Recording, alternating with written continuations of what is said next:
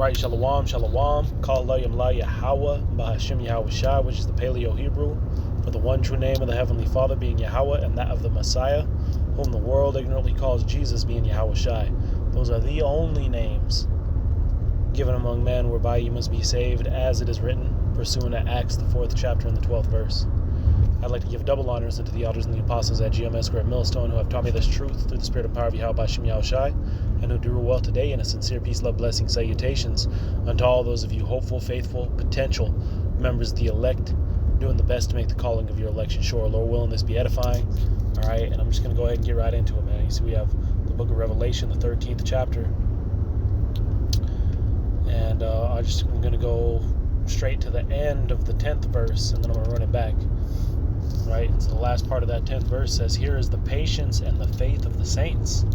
Right, so showing you that the context of this verse, right, is proving what is the patience and the faith of the saints, man. So let's go ahead and run it back. Verse 10, it says, he that leadeth into captivity shall go into captivity, and he that killeth with the sword must be killed with the sword. So this shows you right here, man, that hey, we don't need to get all flustered and bent out of shape and you know, out of control. And hey, at the end of the day, man, hey, the Heavenly Father is going to handle business, man. All the way down to these Edomites and what they've done to us as a people.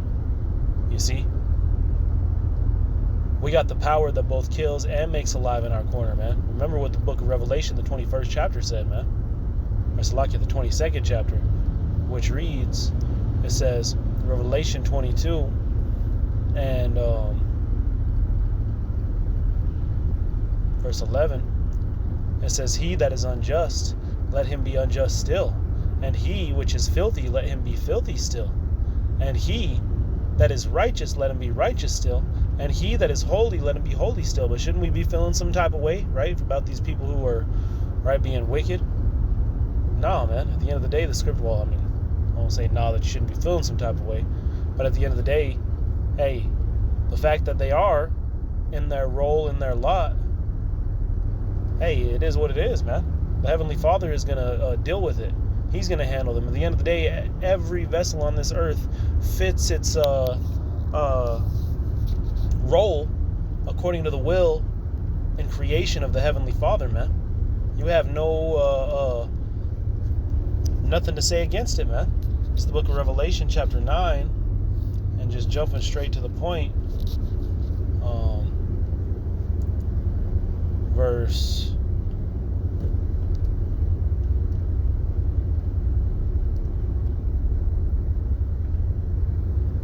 let's see.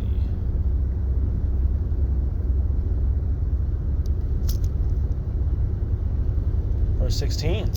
It says, so then is it not of him that willeth, nor of him that runneth, but of God that showeth mercy. So at the end of the day, it doesn't matter how much you will it or how much you run.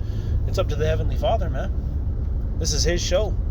Every vessel is separated accordingly, and what? Some, he's separated according to mercy, man. Going on, jumping down to verse 22, it says, what if God, willing to show his wrath and to make his power known, endured with much long suffering? So meaning what? What if the Heavenly Father, right, in an effort, right, in the fact that he wanted to show his power and his wrath on the planet Earth, man, what he has done is he's endured with much long suffering, meaning he's been patient, watching and suffering for these people to be in existence, man. Right? That's why it says the vessels of wrath fitted to destruction. So he's been waiting to destroy your ass, man. All right, he picked these vessels of wrath just so he could destroy them, to show his power, man. But he's been patient to do it, because it's got to be, Salakia, it's got to be at the right time, man.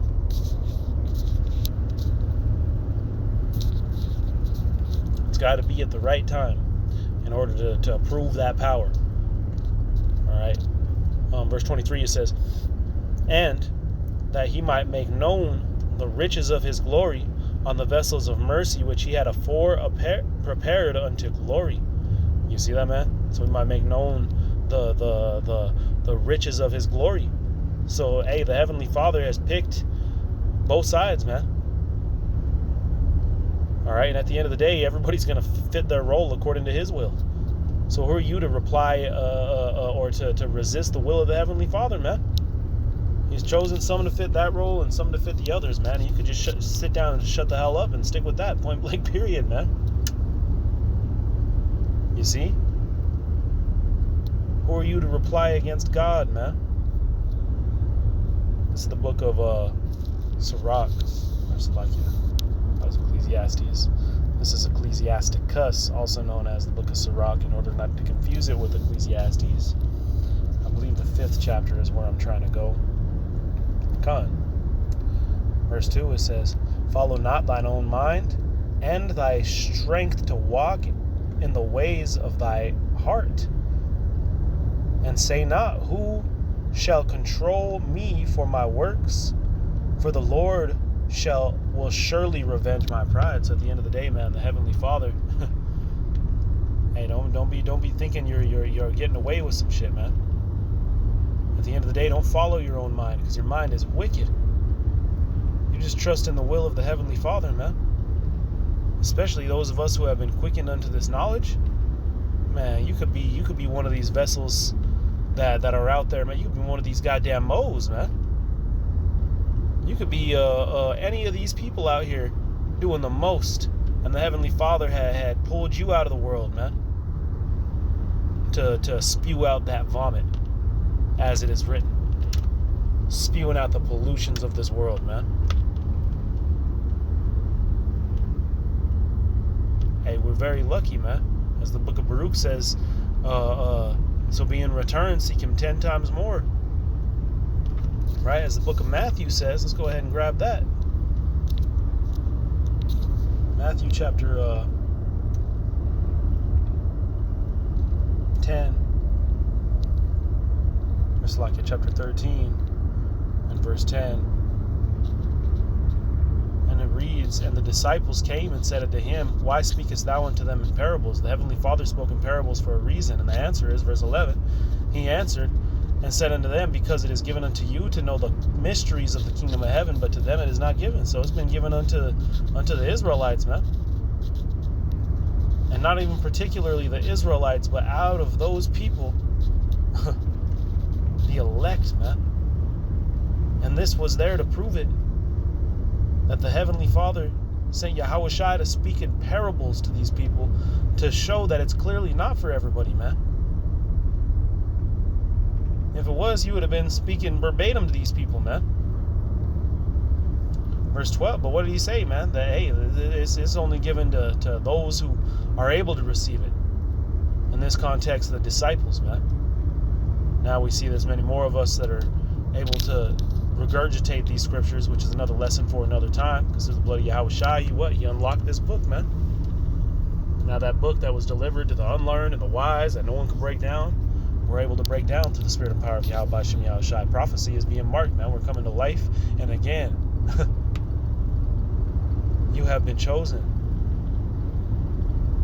You have been chosen, man. Now fight that it may be solidified. All right, you've been chosen to be quickened. Now the question is, if you've been chosen to be the elect, man, you've been chosen to overcome. You've been chosen to not just quicken, but to also, hey, endure till the coming of the Lord, man, to solidify that quickening. All right, but anyway, continuing. Matthew 13 and verse 12, it says, that's like, yeah, where was that? Verse,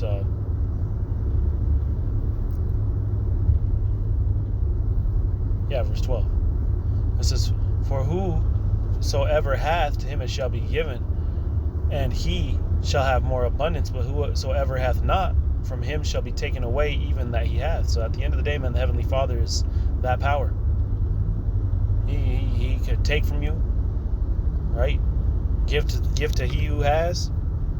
And in this context, man, hey, it's going to be known who those vessels are. As we read earlier in the book of Romans, man, the vessels of mercy fitted unto glory, man. The Heavenly Father's going to use them as an example of glory, just as the wicked were used for an example of destruction, man. The Heavenly Father's going to floss us up, in other words, man. We're going to be in a state of in a state of godhood, if you will. All right, receiving them new bodies, man. The law is being written within you, being in perfection, not having this flesh, this sin to weigh you down, breathing in righteousness, just that easy, man. Going on, it says, verse 13, therefore speak I unto them in parables, because they seeing see not, and hearing hear not, neither do they understand. And in them it is fulfilled the prophecy of Isaiah, which saith, by hearing they shall hear and not understand, and by seeing they shall see and shall not perceive. So it's prophecy, man. Who are you to fight prophecy? It says, for this people's heart is waxed gross, and their ears are dull of hearing, and their eyes they have closed. And this alone, man, shows you why Yahweh Shai said to just turn the other cheek on these people, man. You don't need to get all flustered and bent out of shape, man. They cannot get it. It is like talking to a person in their sleep, like the book of Sirach says, man. Talking to a fool is like talking to one who is in his sleep, who wakes up and doesn't remember, man. He gonna remember what the hell you were talking to him about. This fool was just sleeping, thinking about counting sheep.